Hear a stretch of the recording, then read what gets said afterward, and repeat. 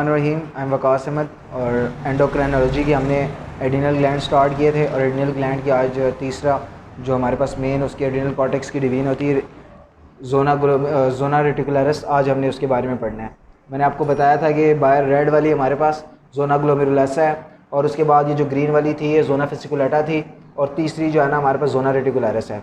जो हमारे पास zona glomerulosa होती है वो जो हार्मोन रिलीज़ करती है उसे हम मिनरलोकॉर्टिकॉइड्स कहते हैं। जोना फेसिकुलेटा जो रिलीज़ करती है हम उसे ग्लूकोकॉर्टिकॉइड्स कहते हैं। अभी जो ब्लैक कलर की जोना रेटिकुलरिस है ये जो हार्मोन रिलीज़ करती है हम इन्हें गोनेडोकॉर्टिकॉइड्स कहते हैं। सिस्टम सारा वही है, पाथवे सारा वही है कि किस तरह जो है ना इनका स्टिमुलस कौन सा होता है। स्टिमुलस हमें सारों को पता, जिस तरह जोना ग्लोमेरुलोसा का था, जोना फेसिकुलेटा का था, इसी तरह जोना रेटिकुलरिस का भी स्टिमुलस वही है कि हमारा जो हाइपोथैलेमस होता है वो ACTH रिलीज़ करता है, एडिनोकॉर्टिको रिलीजिंग हार्मोन। वो एंटीरियर पिट्यूटरी के पास आता है, एंटीरियर पिट्यूटरी जो है ना ACTH हार्मोन रिलीज़ करता है, एडिनोकॉर्टिकोट्रोपिक हार्मोन। ये एडिनोकॉर्टिकोट्रोपिक हार्मोन फिर आता है यहाँ पे एडिनल ग्लैंड के पास और एडिनल ग्लैंड्स के जो है ना जहाँ पे इसके रिसेप्टर्स होते हैं उस पर बाइंड करता है। जो नॉर्मली हमारे पास ये गोनेडोट्रोपिक हार्मोन है ये हमारे पास आफ्टर मेच्योरिटी रिलीज़ होते हैं, यानी 14 से 15 साल के बाद जो है ना हमारे पास ये हार्मोन रिलीज़ होते हैं। इसीलिए जब हम जो है ना जब शुरू में एडिनल ग्लैंड जो बच्चों का होता है उसको हम देखें तो हमें जो है ना ये जो जोना रेटिकुलरिस है ये बहुत ही कंडेंस फॉर्म में नज़र आती है, यानी बहुत छोटी, ठीक है ना। ये नॉर्मली एडिनल ग्लैंड का 5 से 7% पोर्शन जो है ना कवर करती है, ठीक है ना। जितनी हमारे पास जोना ग्लोमेरुलोसा होती है उतनी हमारे पास जो है ना जोना रेटिकुलरिस भी होती है। दोनों 5 से 7% कवर करती है और 80% तकरीबन हमारे पास जोना फेसिकुलेटा होती है, ठीक है। तो इसके जो सेल्स होते हैं वो जो है ना ब्रांचिंग शेप में होते हैं, ब्रांच लाइक स्ट्रक्चर्स होते हैं उनका, ठीक है। और बिल्कुल जो है ना मतलब अपना फंक्शन स्पेसिफिकली ये 14 से 15 साल के बाद जो है ना जब आफ्टर मेच्योरेशन हो जाती है उसके बाद ये अपना फंक्शन सही परफॉर्म करना स्टार्ट करते हैं। उसकी वजह यह है कि इनका मेन काम ये है कि इन्होंने टेस्टोस्टेरोन बनाना है, इन्होंने जो है ना फीमेल के अंदर एस्ट्रोजन और प्रोजेस्टेरॉन बनाना है और उनका काम तभी स्टार्ट होगा जब मेच्योरिटी स्टार्ट होगी, ठीक है ना। तो इसी वजह से जो है ना ये हमारे पास तो आफ्टर मेच्योरिटी ये रिलीज़ होते हैं, ठीक है। अब हमारे पास स्टिमुलस हमें पता लग गया कि ACTH रिलीज़ होगा। ACTH रिलीज़ होने के बाद वो आएगा ब्लड के थ्रू जिस तरह नॉर्मली सारों में था। अब वो आया यहाँ पे जो है ना जोना जो रेटिकुलरिस है उसके सेल्स हैं, हमने एक सेल्स को हाईलाइट किया है उस पर बाइंड करेगा। हमें पता है कि जब भी हार्मोन आता है तो सेकेंडरी मैसेंजर सिस्टम स्टार्ट होता है। इसी तरह जोना ग्लोमेरुलसा के जो ACTH आया वो यहाँ पे बाइंड करेगा तो G protein coupled receptor activate हो जाएगा। Normally G protein coupled receptor G stimulatory protein से बाइंड किया होता है, तो जैसे G स्टिमुलेटरी प्रोटीन के साथ बाइंड करने का मुराद ये कि वो GDP के साथ बाइंड करता है। जैसे यहाँ पे हार्मोन आके अटैच होता है वो GTP से बाइंड कर जाता है। जैसे GTP से बाइंड करता है यहाँ पे जो G प्रोटीन है वो एक्टिवेट हो जाती है। G प्रोटीन के हमारे पास 3 कंपोनेंट्स होते हैं, एक कंपोनेंट हमारे पास अल्फा कंपोनेंट होता है, एक हमारे पास बीटा कंपोनेंट होता है और एक हमारे पास गैमा कंपोनेंट होता है। ये G प्रोटीन के 3 कंपोनेंट होते हैं। जैसे ही यहाँ पे हार्मोन बाइंड करता है तो इसके अल्फा बीटा और गैमा कंपोनेंट, बीटा और गैमा अलग हो जाता है और अल्फा अलग हो जाता है। अल्फा कंपोनेंट क्या करता है, अल्फा कंपोनेंट आगे सेल मेम्ब्रेन के साथ एडिनल साइक्लेज एक्टिवेट करता है। वो क्या करता है ATP को साइक्लिक MP में कन्वर्ट करना स्टार्ट कर देता है। Cyclic MP protein kinase A की एक प्रोटीन होती है उसको एक्टिवेट कर देता है और इसका काम ये होता है कि ये जाके जो है ना जो डिफरेंट हार्मोन एंजाइम्स है जो सेल्स के अंदर एक किस्म के सो रहे हैं उनको जाके फास्फोरिलेट करेगा, यानी उसमें फास्फोरस ऐड करके उनको जगाएगा। क्योंकि हमारे जितने भी सेल्स होते हैं ना ये तकरीबन जो हार्मोन्स इनको जो इनका मेन एंजाइम्स उनको चाहिए होते हैं ये इन्होंने बना के पहले से सेल के अंदर डाले होते हैं, लेकिन वो इनएक्टिव फॉर्म में पड़े होते हैं। उनको एक्टिव करने के लिए प्रोटीन्स की एक पूरी फैमिली है, प्रोटीन काइनेज है और प्रोटीन काइनेज C, वो इनको जाके एक्टिवेट कराते हैं। अब होता ये है कि इनका मेन काम क्या, गोनेडोट्रोप्स इन्हें रिलीज करना है। गोनेडोट्रोप्स क्या करते हैं, हमारे गोनेडोट्रोप्स क्या करते हैं, सेक्स हार्मोन्स बनाते हैं। अब वो सेक्स हार्मोन मेनली टेस्टोस्टेरोन है या जो है ना एस्ट्रोजन प्रोजेस्टेरॉन है जिन्हें एंड्रोजन्स भी कहा जाता है, ठीक है। अब वो क्या करेंगे, ये प्रोटीन काइनेज A बन गया ना एक बारी, तो ये प्रोटीन काइनेज A क्या करेंगे, ये जो है ना इन्होंने जाकर डिफरेंट टाइप्स के एंजाइम्स को एक्टिवेट कराना है।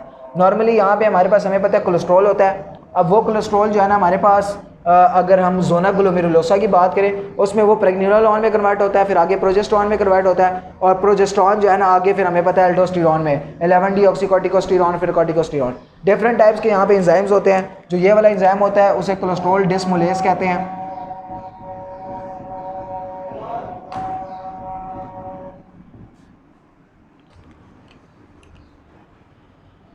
सॉरी स्टूडेंट्स, अजान हो रही थी तो इस वजह से हम रुक गए। तो हमें पता है कोलेस्ट्रॉल से प्रेग्नेनोलोन में कन्वर्ट होने के लिए कोलेस्ट्रॉल डिस्मोलेज नाम का एंजाइम चाहिए और इसके अलावा जो है इसे साइटोक्रोम P450 एंजाइम भी कहते हैं। प्रेग्नेनोलोन से प्रोजेस्टेरॉन में कन्वर्ट होने के लिए हमारे पास 3 बीटा हाइड्रोक्सी स्टीरॉयड डीहाइड्रोजनेज नाम का एंजाइम होता है। ये क्या करता है, ये कन्वर्ट कर देता है हमारे पास प्रेग्नेनोलोन को प्रोजेस्टेरॉन में। इसी तरह प्रेग्नेनोलोन को कन्वर्ट करने के लिए 17 अल्फा प्रेग्नेनोलोन में हमारे पास 17 अल्फा हाइड्रोक्सिलेज नाम का एंजाइम होता है। ये 17 अल्फा हाइड्रोक्सिलेज जो है ना प्रेग्नेनोलोन को 17 अल्फा हाइड्रोक्सी प्रेग्नेनोलोन में कन्वर्ट कर देता है। इसी तरह 17 अल्फा हाइड्रोक्सी प्रेग्नेनोलोन हमारे पास डिहाइड्रोपियोंडरोस्टेरॉन में भी कन्वर्ट हो देता है। ये वाला जो काम है ना यहाँ से यहाँ तक, ये हमारे पास होता है एड्रीनल जो है ना जोना रेटिकुलरिस में। यहाँ से लेकर यहाँ तक ये वाला काम हमारे पास एड्रीनल जो है ना हमारे पास जोना ग्लोमेरुलोसा में होता है। ये वाला काम हमारे पास जोना फेसिकुलेटा में होता है, क्योंकि यहाँ से हमारे पास कॉर्टिसोल बनना होता है, यहाँ पे एल्डोस्टेरॉन बनना होता है। और ये वाला काम जो है ना हमारे पास डिहाइड्रोक्सीपियोंडरोस्टेरॉन और एंड्रोस्टेनिडियोन, यहाँ से जो है ना ये सारी चीज़ें हमारे पास बननी होती है जोना रेटिकुलरिस में।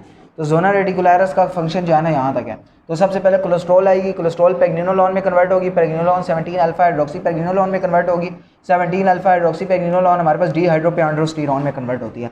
और ये डिहाइड्रोपियोंडरोस्टेरॉन जो है ना हमारे पास वेरी इंपॉर्टेंट है। ये डिहाइड्रोपियोंडरोस्टेरॉन हमारी बॉडी में डिसाइड करता है कि हम मेल होंगे या फीमेल होंगे, ठीक है। अगर ये हमारी बॉडी में कम प्रोड्यूस होता है, ये प्रोड्यूस नहीं होता, किसी किस्म स्ट्रक्चर डिफॉर्मेलिटीज़ हो जाती है, तो एंड्रोजन या कम रिलीज़ हो जाएगा या ज़्यादा रिलीज़ हो जाएगा।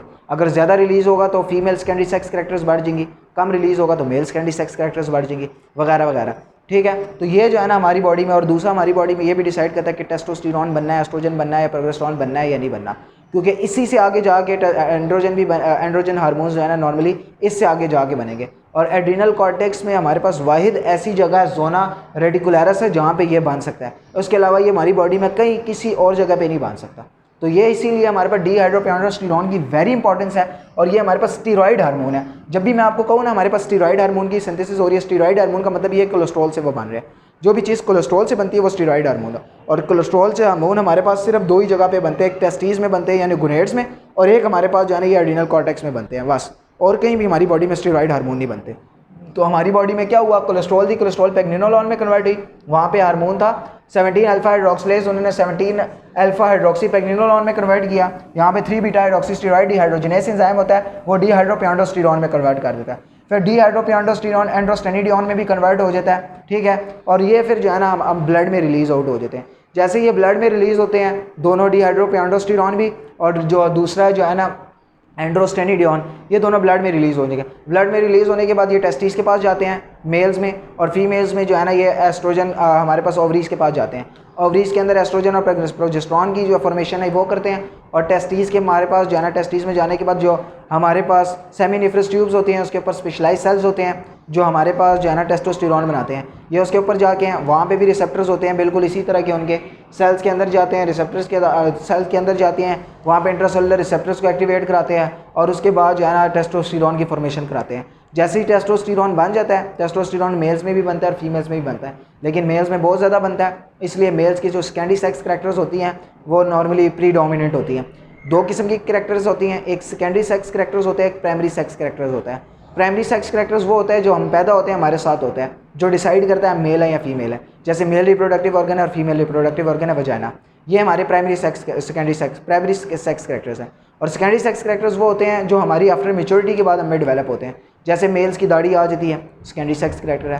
फीमेल्स की आवाज़ पतली हो जाती है, इनलार्जमेंट ऑफ ब्रेस्ट हो जाती है, प्यूबिकल हेयर्स आ जाते हैं, ये सारी सेकेंडरी सेक्स कैरेक्टर्स हैं, ठीक है। अब ये सेकेंडरी सेक्स कैरेक्टर्स की डेवलपमेंट हमारे पास टेस्टोस्टेरॉन बहुत इंपॉर्टेंट रोल प्ले करती है।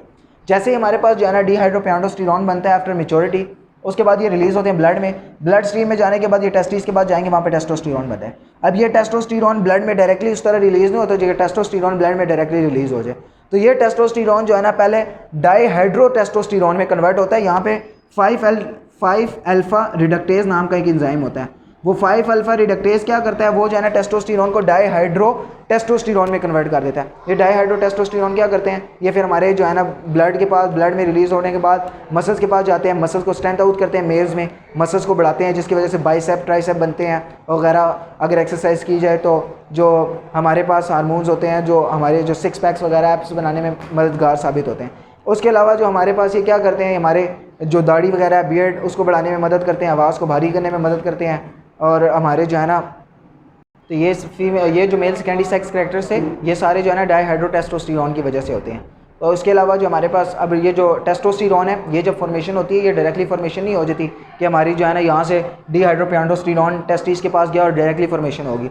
इसकी फॉर्मेशन भी हमें पता है कि एंटीरियर पिट्यूटरी जो हमारे पास हाइपोथैलेमस होता है वो गोनाडोट्रोपिक रिलीजिंग हार्मोन रिलीज़ करता है एंटीरियर पिट्यूटरी, फिर anterior pituitary luteinizing hormone release करती है, फिर वो ल्यूटिनाइजिंग हार्मोन आता है टेस्टिस के पास सेमिनिफरस ट्यूब के बाद, उसके बाद जो है ना वो फॉलिकल्स बनाता है और उसके बाद टेस्टोस्टेरोन की फॉर्मेशन करवाता है। फिर वो टेस्टोस्टेरोन डाईहाइड्रोटेस्टोस्टेरोन में कन्वर्ट होने के बाद ब्लड स्ट्रीम में रिलीज़ होते हैं और ब्लड स्ट्रीम में रिलीज़ होने के बाद जो मेल सेकेंडरी सेक्स कैरेक्टर्स हैं उनको एक्टिवेट कराते हैं, दाढ़ी आ जाती है और वगैरह वगैरह। इस तरह जो फीमेल्स होती हैं उनमें भी जो है ना गोनाडोट्रोपिक रिलीजिंग हार्मोन रिलीज़ होता है, उसके बाद ल्यूटिनाइजिंग हार्मोन रिलीज़ होते हैं। हमें पता है जिस तरह एवोल्यूशन मेंस्ट्रुअल साइकिल्स होता है उसको भी मेंटेन आउट कराना होता है, ठीक है ना। तो उसके लिए एस्ट्रोजन रिलीज़ होता है, ओवरीज एस्ट्रोजन रिलीज़ करती हैं। उसके बाद जो है ना हमें पता है कि ल्यूटिनाइजेशन होती है और जो एग सेल्स होते हैं वो फॉलिकल्स ट्यूब में जाते हैं। तो ये सारा काम, और उसके अलावा प्रोजेस्टेरोन, हमें प्रोजेस्टेरोन भी जो है ना प्रेगनेंसी लेवल्स को मेंटेन करने में, और जो हमारी जो फीमेल्स जो फीटस बन रहा होता है उसको जो है ना मेंटेन करने में जो है ना बहुत इंपॉर्टेंट रोल प्रोजेस्टेरोन प्ले करती है। तो ये सारे हार्मोन जो है ना डाईहाइड्रो प्रोजेस्टेरोन, ये जो हमारे पास डीहाइड्रोपियांडोस्टेरोन है इसकी वजह से ही बनते हैं। अगर ये ना हो तो हमारी बॉडी में जो है ना कोलेस्ट्रॉल हार्मोन ना बन पाए। तो मेन जो हमारे पास जो प्रिकर्सर है वो उनका यही है एड्रीनल कॉर्टेक्स का। तो हमारे पास जो है ना ये हमने एड्रीनल कॉर्टेक्स से रिलेटेड जितने भी हार्मोन्स थे वो सारे हमने पढ़ लिए हैं। तो इंशाल्लाह उम्मीद है आपको वीडियो पसंद आई होगी।